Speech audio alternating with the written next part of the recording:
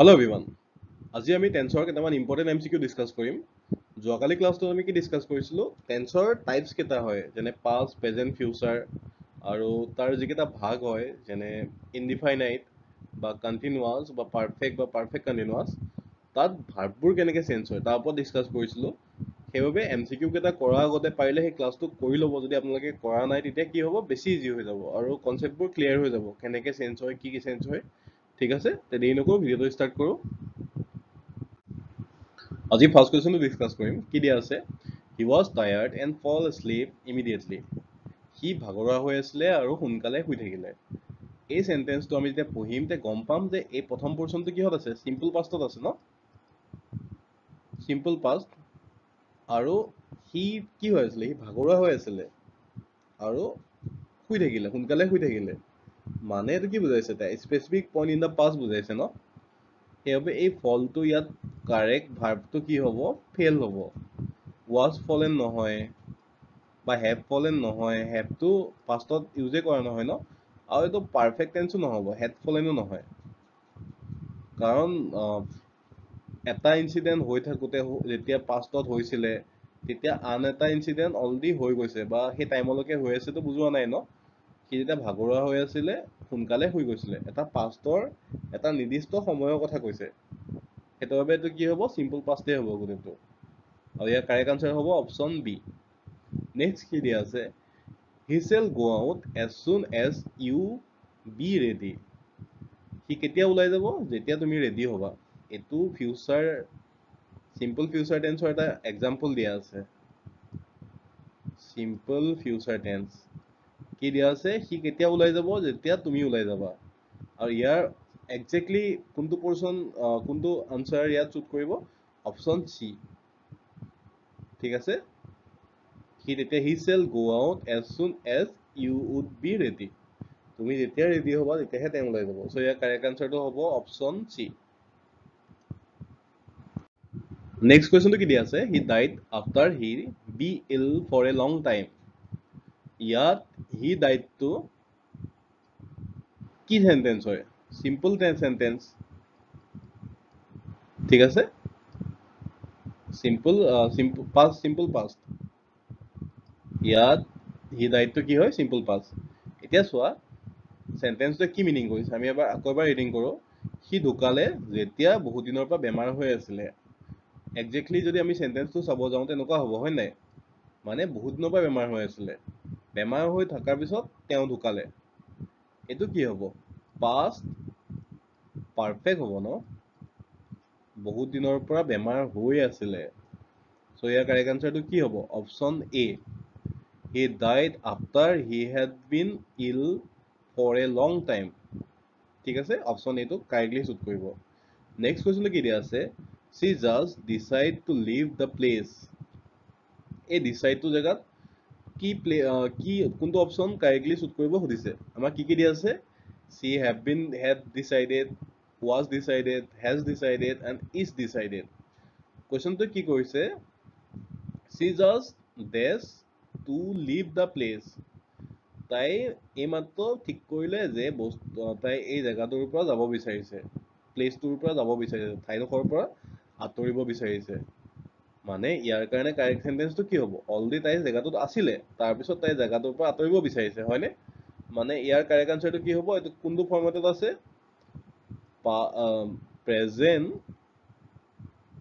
Present perfect টেন্সত আছিলে। Present perfect থাকিলে কি হ'ব? চিৰ লগত কি আহে? হেজ আহে ন? She has decided, option C. Correct আনচাৰটো হ'ব option C. She has decided to leave the place. নেক্সটটো চোৱা। They refuse to believe that he steal the money. তেওঁলোকে কি কৰিলে? তেওঁলোকে বিশ্বাস কৰিবলৈ টান পালে যে সি পইচাটো চুৰ কৰিলে। এতিয়া আমি চাম প্ৰথমটো কিহত আছে? প্ৰথমটো আছে চিম্পল পাষ্টত। তেওঁলোকে কেতিয়া বিলিভ কৰিব টান পালে বাৰু? যেতিয়া পইচাটো অলৰেডি চুৰ কৰিলে। কোনে চুৰ কৰিলে? সি ল'ৰাটোজনে চুৰ কৰিলে। মানে সি কৈছে ন, সেইটো কাৰণে ল'ৰা বুলিয়ে কৈছোঁ বাৰু। ল'ৰাজনে চুৰ কৰিলে। চ' এইটো কি ফৰ্মেটত আছে? পাষ্ট পাৰফেক্টত আছে ন?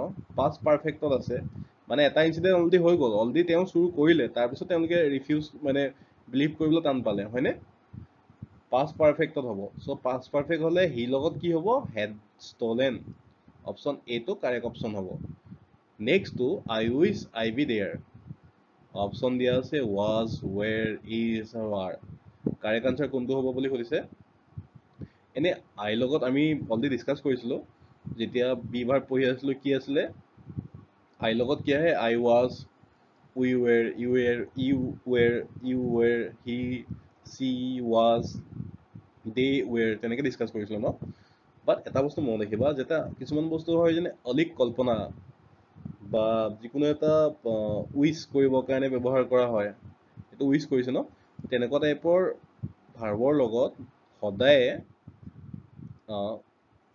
were ইউজ হয় I wish I were there মই এটা এক্সাম্পল দিছো মই সাপোজ মই বিচাৰো মই যদি বিচাৰিলোহেঁতেন মই এজন মিলিয়নাৰ হ'লহেঁতেন I wish I were a millionaire ঠিক আছে যিবোৰ অলিক কল্পনা হয় অসমীয়াত যিবোৰ অলিক কল্পনা হয় হয়নে অলিক কল্পনাবোৰ ব্যৱহাৰ কৰিবৰ কাৰণে আমি I লগত were আহে সো ইয়াৰ কাৰেক্ট আনসাৰটো were হ'ব was নহয় ঠিক আছে ওকে নেক্সট কোৱেশ্চনলৈ যাওঁ ওকে এইটো কোৱেশ্চনত কি আছে he has absent himself from the meeting সি তাক তাৰ মিটিংখনৰ পৰা দূৰত ৰাখিছিলে ঠিক আছে এতিয়া চোৱা এইটো কি সেন্টেন্সত আছে বাৰু মিটিংখন ষ্টাৰ্ট হোৱাৰ পৰা বা মিটিংখনৰ পৰা দূৰত আছিলে হয়নে এবসেন্ট আছিল নাইকিয়া আছিলে সো কেতিয়া নাইকিয়া আছিলে মিটিংখনৰ পৰা ন ইয়াৰ এটো কিহত হ'ব এই সেন্টেন্সটো হ'ব প্ৰেজেন্ট পাৰফেক্ট হয়নে প্ৰেজেন্ট পাৰফেক্টত হ'ব সো ইয়াৰ কাৰেক্ট আনসাৰটো কি হ'ব প্ৰেজেন্ট পাৰফেক্টত কি হয় সাবজেক্টৰ লগত হেজ বা হেভ অক্সিলাৰি ভাৰ্ব লাগে তাৰপিছত তাৰপিছত কি লাগে past participle form of the verb absent past participle form কি হ'ব has absented he has absented himself from the meeting ইয়াৰ কাৰেক্ট আনসাৰটো হ'ব অপচন বি নেক্সট টু চোৱা the principal and secretary just arrive principal আৰু secretary just পাইছেহি ঠিক আছে এটো কি বুজাইছে প্ৰিন্সিপাল আৰু সেক্ৰেটাৰী আহি আছিলে জাস্ট পাইছেহি মানে এটা ইনসিডেন্ট জাস্ট শেষ হোৱা বুজাইছে মানে এটো কি হ'ব এটো প্ৰেজেন্ট পাৰফেক্টে হ'ব প্ৰেজেন্ট পাৰফেক্ট সো ইয়াৰ কাৰেক্ট আনসাৰটো কি হ'ব just has arrived principal and secretary just has arrived option C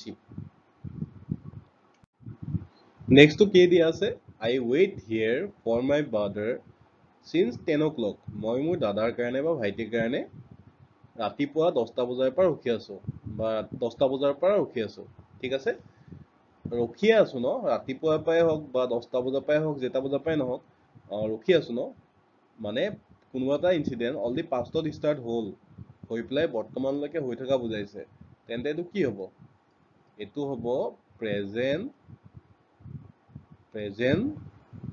perfect continuous হ'ব ন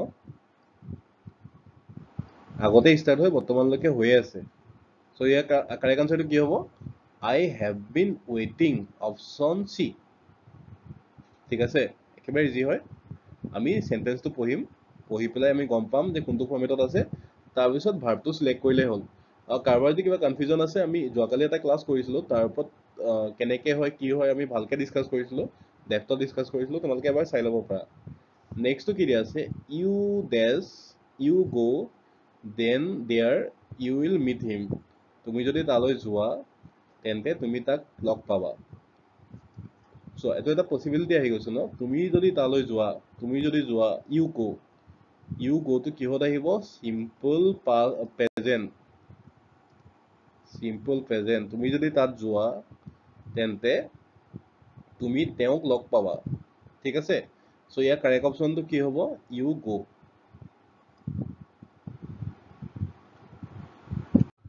নেক্সট কি দিয়া আছে, I see the Taj Mahal and know' how beautiful it is. মানে মই তাজমহলটো যেতিয়া দেখা পালো তেতিয়া গম পাইছো ন কিমান ধুনীয়া হয়। কি হ'ব, ন' হাউ বিউটিফুল ইট ইজ, এইটো কিহত আছে? চিম্পল প্ৰেজেণ্টত আছে ন। তেন্তে এইটো কিহত হ'ব? যেতিয়া মই তাজমহলটো দেখা পাইছিলো তেতিয়াহে ধুনীয়াটো গম পাইছিলো ন। মানে প্ৰেজেণ্ট পাৰফেক্টত হ'ব ন। প্ৰেজেণ্ট পাৰফেক্টত হ'ব ন। I have seen the Taj Mahal and know how beautiful it is. Option A.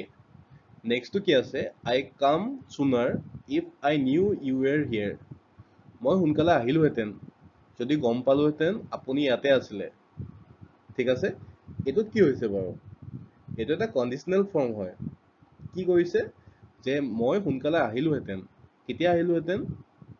যদি গম পালোহেঁতেন আপুনি ইয়াতে আছে। যেতিয়া এটা এক্সপ্ৰেশ্যন বুজায় মানে কণ্ডিচনেল ফৰ্ম, যে যিটো বস্তু যিকোনো চাৰ্কামটেঞ্চত যদি আপুনি থকা বুলি গম পালোহেঁতেন আহিলোহেঁতেন, তেনেকুৱা বুজায় ন। আৰু তেনেকুৱা কণ্ডিচনেল ফৰ্ম থাকিলে সদায় আই উড কাম হ'ব। আইৰ লগত উড আহিব, উড কাম। কেতিয়া আহিব?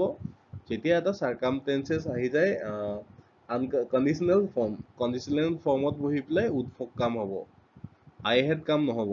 কিহৰ কাৰণে? কাৰণ এইটো চিম্পল পাষ্ট বা এইটো পাষ্ট পাৰফেক্টত বুজোৱা নাই, মই অহা নাছিলোঁ তেতিয়ালৈকে। ঠিক আছে, আমি জাষ্ট এটা এক্সপ্ৰেশ্যন প্ৰকাশ কৰিছোঁ যে মই আহিলোহেঁতেন যদি আপুনি থকা বুলি গম পালোহেঁতেন। আৰু তেনেকুৱাত কি হ'ব? কণ্ডিচনেল ফৰ্ম, কণ্ডিচনেল ফৰ্ম থাকিলে সদায় উড কাম হ'ব। ঠিক আছে, নেক্সটটো কি দিয়া আছে, when we set out early in the morning the sun shine. এতিয়া এই চাইনটো চেঞ্জ হৈ পেলাই কেনেকুৱা, ভাৰ্বটো কেনেকৈ চেঞ্জ হ'ব সুধিছে টেন্সৰ কাৰণে। ঠিক আছে, আমি চেণ্টেন্সটো এবাৰ বুজিব চেষ্টা কৰোঁ। কি কৈছে, যেতিয়া আমি সোনকালে সাৰ পাইছিলোঁ তেতিয়া দেখিছিলোঁ যে সূৰ্যটো উদয় হৈ আছিলে। ঠিক আছে, পাষ্টত যদি এটা ইভেণ্ট হৈ থকা বুজায় তেন্তে কি আহিব? এই প্ৰথমটো কিহত আছে? এইটো চিম্পল পাষ্টত আছে ন। চিম্পল পাষ্টত আছে। আৰু পাষ্টত যদি এটা ইভেণ্ট হৈ থকা বুজায় তেন্তে কি আহিব? পাষ্ট কণ্টিনিউৱাছ আহিব ন। অলৰেডি পাষ্টত এটা ইভেণ্ট হৈ থকা বুজাইছে। আৰু পাষ্ট কণ্টিনিউৱাছ থাকিলে কি হ'ব? The sun was shining. সূৰ্যটো উদয় হৈ আছিলে বা উজ্বলি আছিলে যেতিয়া আমি সোনকালে সাৰ পাইছিলোঁ। অপশ্যনটো হ'ব বি। নেক্সটটো কি দিয়া আছে, উই মেট অনলি ওৱান্স চিন উই লেফ্ট স্কুল।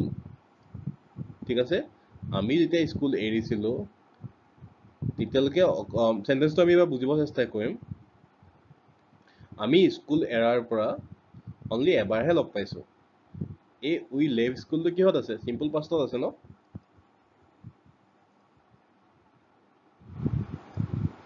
চিম্পল পাষ্টত আছে ন।